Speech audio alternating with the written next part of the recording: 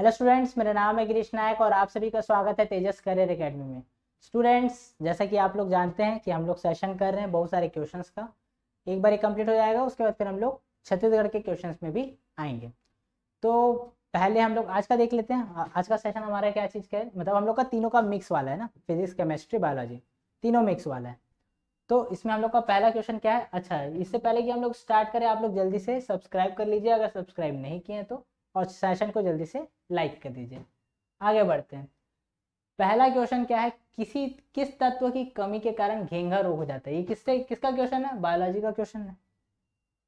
अब घेंघा रोग या फिर गॉइटर, ये क्यों होता है।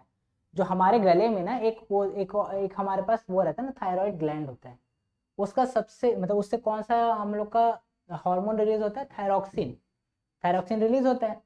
तो ये जो रहता है ना, ये मतलब जो थायरॉक्सिन हार्मोन रहता है ना, उसका मेन इंग्रेडिएंट रहता है आयोडीन। आयोडीन मेन इंग्रेडिएंट रहता है। अगर ये इसका कमी हो जाए ना तो थायरॉक्सिन कम हो जाएगा, और थायरॉक्सिन अगर कम हो गया तो थायराइड जो ग्लैंड है ना उसमें वो स्वेलिंग आ जाता है। तो यहाँ पर जो गर्दन होता है ना फूल जाता है, उसी को बोलते हैं गॉइटर। ठीक है, तो हमारा अगर गॉइटर, अगर हम लोग मतलब किसी तत्व की कमी से अगर गॉइटर हो रहा है तो किसकी कमी से होगा, आयोडीन की कमी से। तो हमारा पहले का आंसर क्या होगा, C, due to deficiency of which element goitre occurs. तो इसका आंसर क्या होगा, आयोडीन। आगे आते हैं अगले क्वेश्चन में। सूची 1 और सूची 2 को सुमेलित कीजिए। ठीक है, अब यहाँ पर थोड़ा सा ऐसा हो गया, यहाँ पर सेट नहीं हो पाया।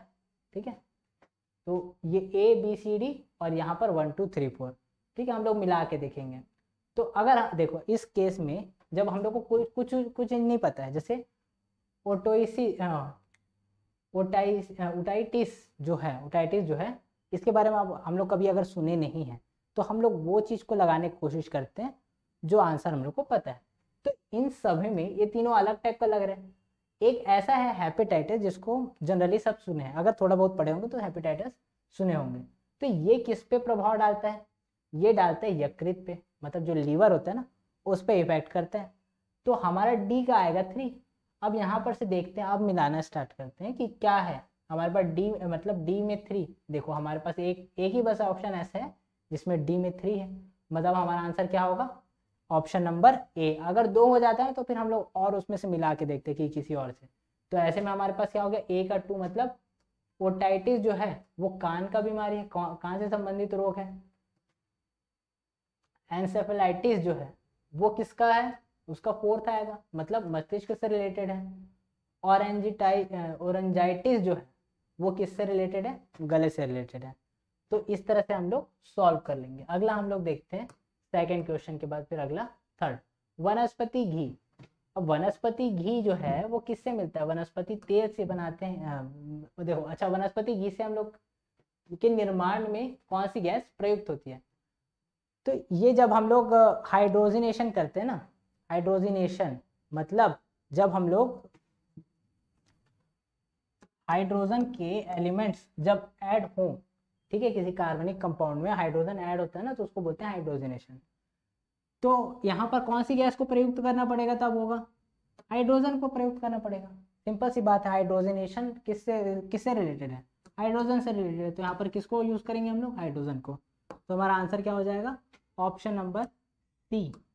अगला क्वेश्चन क्या, बालों की ब्लीचिंग में प्रयुक्त होता है। अब देखो कपड़ों की भी ब्लीचिंग होती है, आजकल बालों की भी ब्लीचिंग होती है। लोगों को सफेद बाल कराने हैं भाई, ठीक है, तो करवा लो बाल।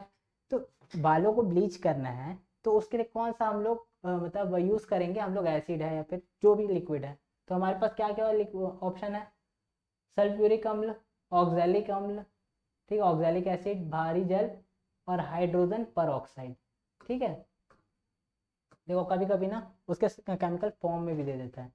तो सल्फ्यूरिक एसिड मतलब होता है H2SO4, ऑक्जेलिक एसिड मतलब होता है COOH2, ये हो गया हमारा ऑक्जेलिक एसिड। हाइपर परऑक्साइड मतलब H2O2 को बोलते हैं हाइड्रोजन परऑक्साइड, और हैवी वाटर को डिनोट करते हैं D2O से। तो बालों की अगर ब्लीचिंग करानी है ना तो उसके लिए हम लोग को क्या यूज करना पड़ेगा, हाइड्रोजन परऑक्साइड H2O2। ठीक है, अगले क्वेश्चन में आते हैं, हमारा आंसर क्या हो जाएगा, ऑप्शन नंबर सी।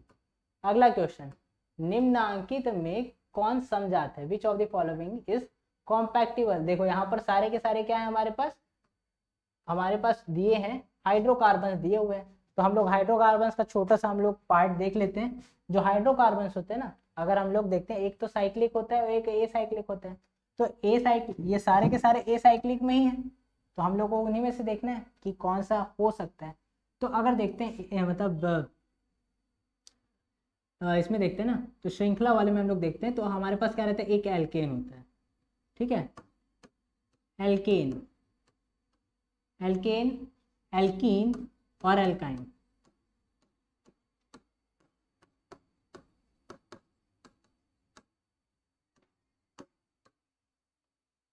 इन, इसमें क्या रहता है, एन प्रत्यय रहेगा, जिसमें इन प्रत्यय है ना, एल्कीन बोलते हैं उसको। जिसमें आइन प्रत्यय लग गया ना, वो एल्काइन है,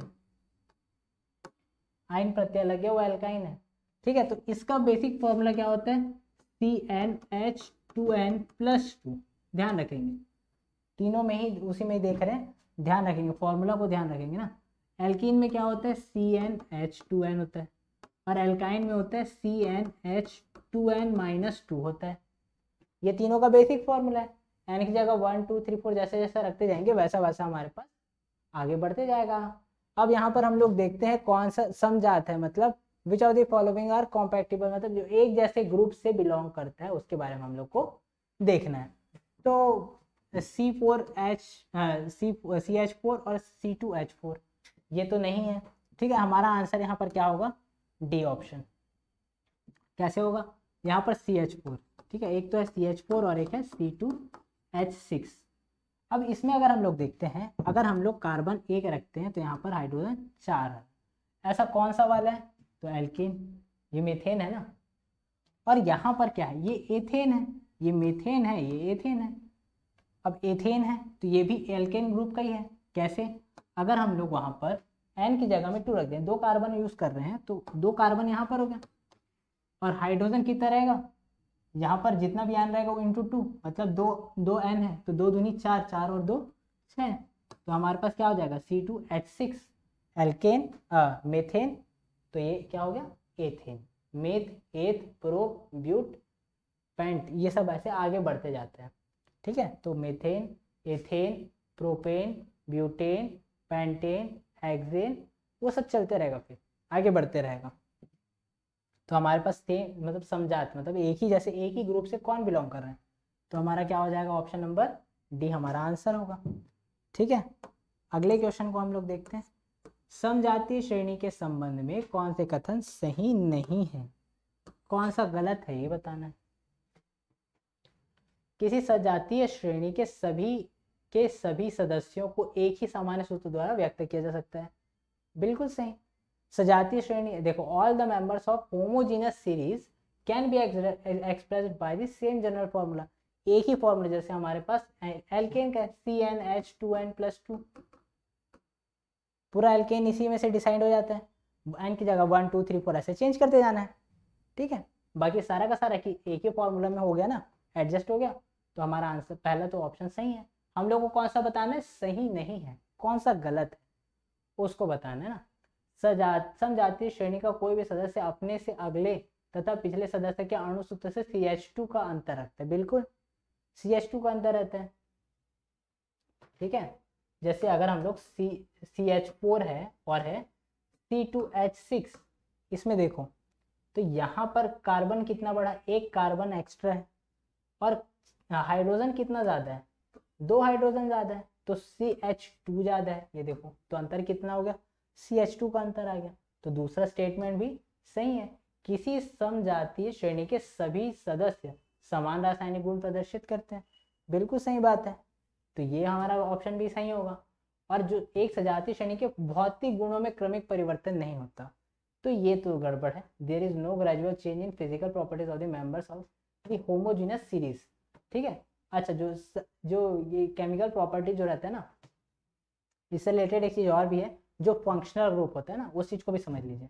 जो हमारे पास फंक्शनल ग्रुप रहता है, जैसे क्लोरीन है, ब्रोमीन है, जैसे हमारे पास है क्लोरीन ब्रोमीन है, देखो OH जुड़ जाता है तो क्या बन जाता है, ऑल जुड़ता है, मतलब अगर हम लोग अल्कोहल की बात करें ना, तो एक होता है एथिल अल्कोहल, एक होता है मेथिल अल्कोहल, मेथिल अल्कोहल मतलब CH3, 4 रहता तो CH4 रहता। अच्छा इसको देखो ना, ठीक से समझो इसको।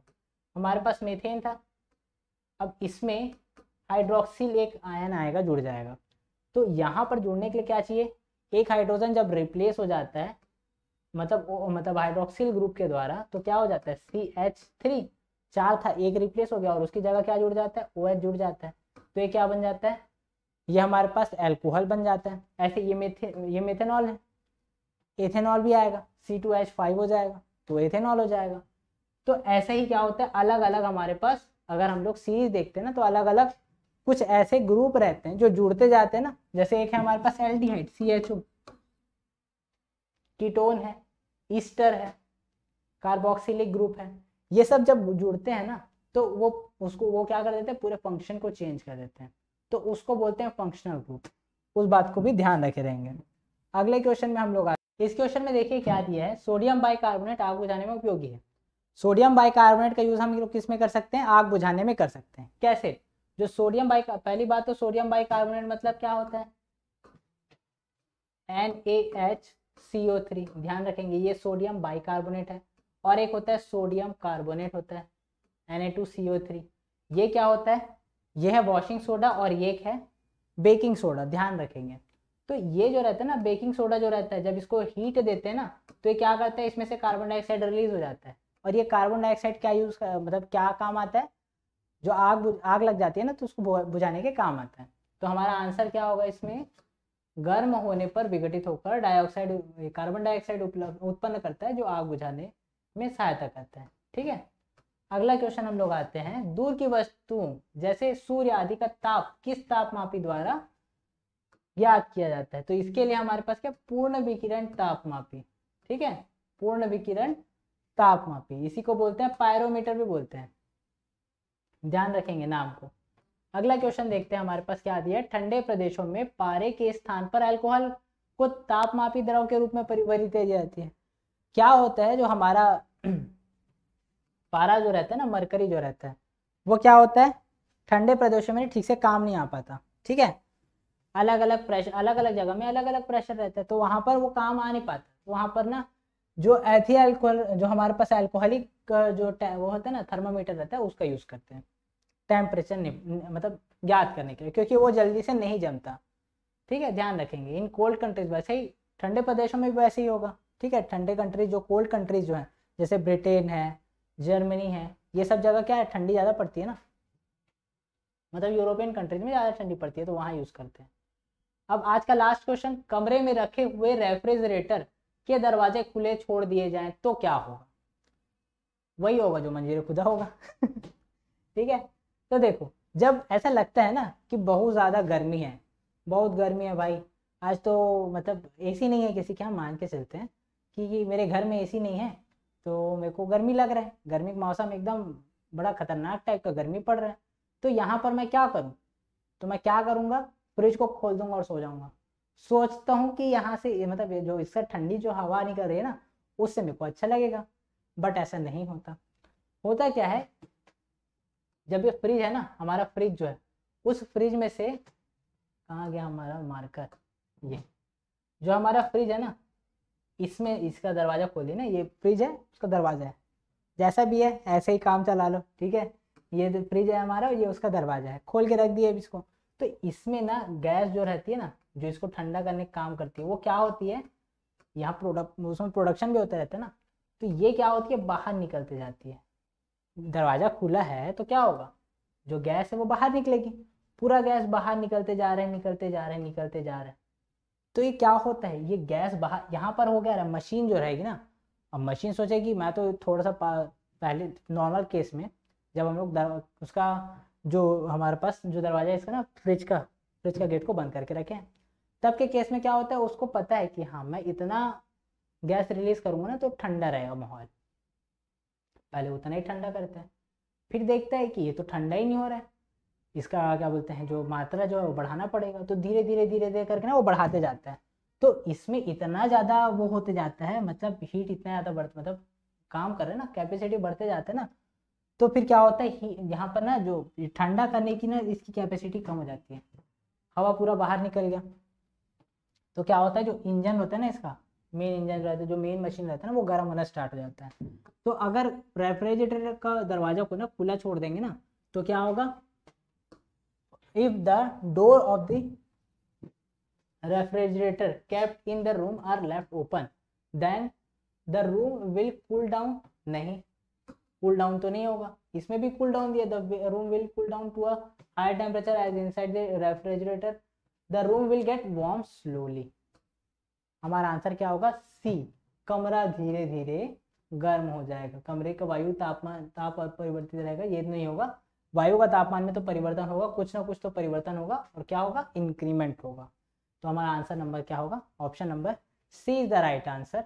और अगर आप लोग को सेशन पसंद आया है तो सेशन को जल्दी से लाइक कर दीजिए। Thank you.